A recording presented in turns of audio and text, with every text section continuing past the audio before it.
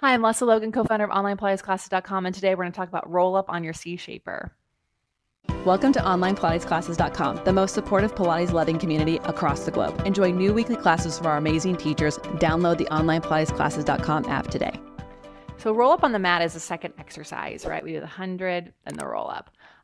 Using the C-shaper to help you understand where your body is rounding from is really key, especially if you struggle with the roll up. If you do struggle with the roll up, make sure you check out the half roll up. It's a nice little prep for this exercise. And if you're struggling with the half roll up, feel free to omit this one until you get some strength and connections out of your half roll up. It's really awesome. When I put the barrels flashcard deck together for OnlinePilatesClasses.com, I chose the C-shaper to be part of the barrels because it is the inverse of a barrel. So it fits perfectly with them.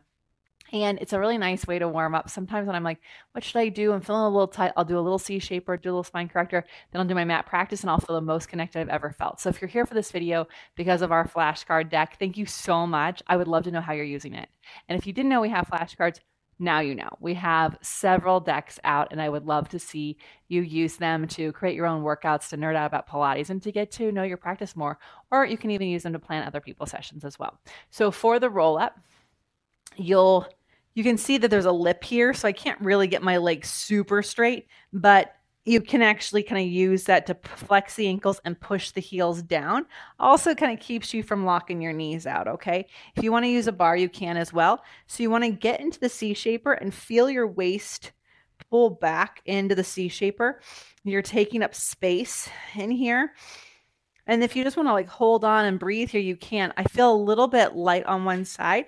So I'm just going to shimmy around a little bit and find all my connections. That's why I love a barrel. It really reveals where you might be leaning, right?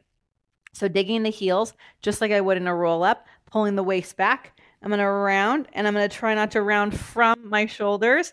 And I'm going to get forward and I'm going to pulse 1, 2, 3, and then just like the half roll up, I got to get my lower back to touch the C-shaper before my upper back. I'm going to pull my waist back. Oh, it's a little easier on that second one. Pulse 1, 2, 3, and then pull the waist back. Tap down 2 more times. Pulse 1, 2, 3. Round it back. And last one. So you can work on those pulses and you can feel, are my shoulders touching the C-shaper when I get back? If they're off, but you're touching the C-shaper with your spine, it's probably because you're rounding from your shoulders. So it's a really good feedback tool, not just for how to round forward and back and where to round from, but if you're actually doing that or not. It's one thing to know, and then it's another thing to embody. And that's why I do love using some equipment to give me that support and feedback, and the C-shaper can be that for you. So if you have questions about this, put in the comments below. If you're new to this channel, hi, thank you so much for being here. I hope you subscribe, hit the notifications button. I go live every single Sunday answering your questions. If you're an OPC member, we answer your questions in the members only community as often as you have them. You don't have to wait until Sunday for that to happen. Until next time, please enjoy yourself, take care of yourself, get your body's movement in every single day, and I'll see you next time.